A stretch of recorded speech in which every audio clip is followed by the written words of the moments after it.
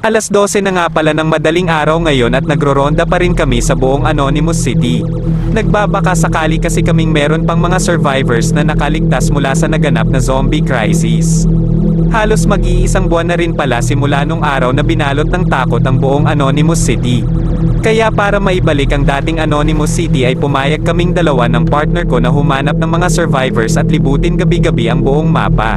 Sa ganitong paraan kasi namin napag-aralan ang bawat kilos ng mga zombies at kung paano sila madi-distract. Nalaman na nga rin pala namin na hindi ka talaga mabubuhay oras na makagat ka ng mga zombies dahil ayon sa mga doktor sa ibang bansa na nakausap namin ay halos kainin na talaga ng virus ang utak at katawan ng mga taong nakagat nito. Kaya kailangan talaga naming mag-ingat gabi-gabi sa pagro-ronda at paghahanap namin ng survivors dahil oras na makagat or makalmat kami ay siguradong katapusan na namin. Kung makikita nyo ay ang laki na talaga ng pinagbago ng lugar na ito, yung dating lugar na puno ng sigla at masasayang alaala. Ngayon ay puno na ng pangamba at nakakatakot na mga lugar.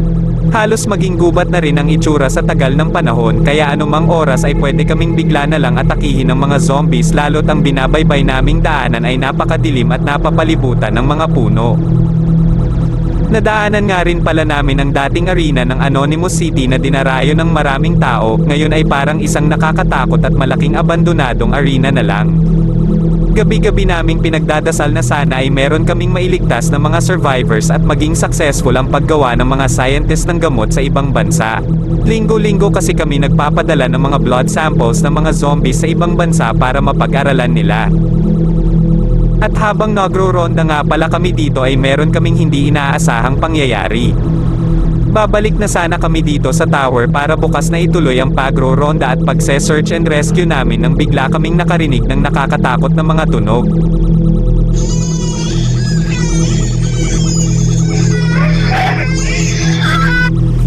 Nung marinig namin yung mga ingay at tunog na iyon ay agad-agad kaming umatras at bumalik sa kabilang direksyon.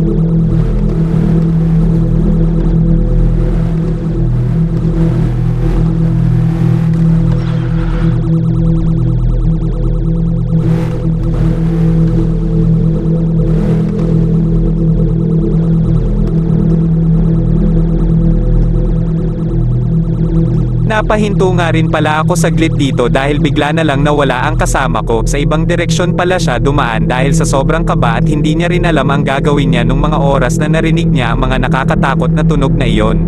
Sinubukan ko siyang hintayin kung susunod siya pero wala talagang dumating kaya naman naisip ko na baka dumiretso na siya sa tower at doon na lang kami magkikita. Pero nung pabalik na sana ako sa tower ay nakasalubong ko siya, sa ibang direksyon daw siya dumaan dahil hindi na niya ako nagawang sundan dahil nataranta at natakot rin daw siya at hindi alam ang gagawin.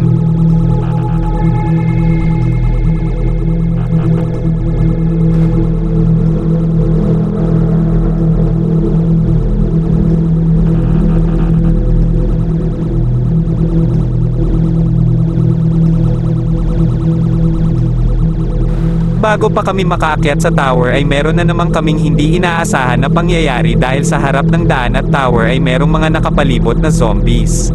Kaya naman sa sobrang takot ko at kaba ay dali-dali akong tumakbo paakyat ng tower.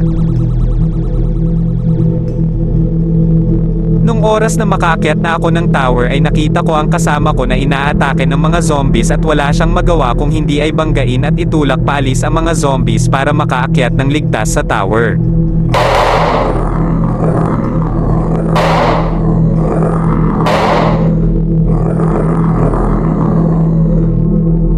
Pero matapos ang mga ilang pinatama niyang bala ng baril sa zombie ay nakalabas at nakaakyat na siya sa tower.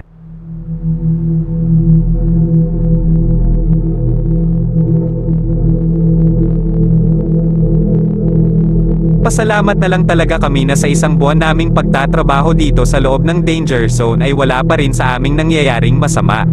Kaya naman kita-kita na lang tayo sa susunod naming video. Kung gusto mo pa ng mga ganitong senaryo at content ay mag-follow and like ka na para updated ka sa mga darating pa naming videos.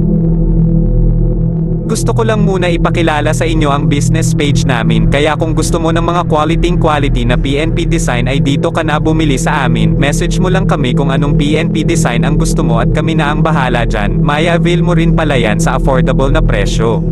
Nagpapa-avail rin pala kami ng in-game money at gold coins kaya naman mag-PM ka na.